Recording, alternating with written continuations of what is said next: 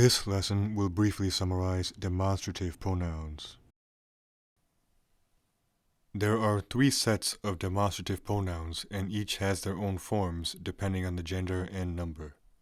The first set is este, esta, estos, estas. The second set is ese, esa, esos, esas. The third set is aquel, aquella, aquellos, aquellas. Este is used to replace a noun that is physically near the speaker. Ese replaces a noun that is further away from the speaker, but it may be close to the person being spoken to. And aquel is used to replace a noun that is far from both the speaker and the person being spoken to. Yo quiero el libro, yo quiero este.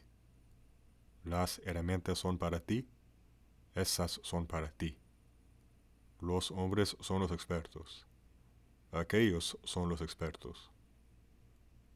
And demonstrative pronouns also have demonstrative adjective counterparts. Yo quiero este libro. Esas herramientas son para ti. Aquellos hombres son los expertos. And that's it, a very basic summary of demonstrative pronouns in Spanish. As I always say, I would very much appreciate it if you could please do me a favor and share this video series with your friends and teachers. And that is all for now, so until next time.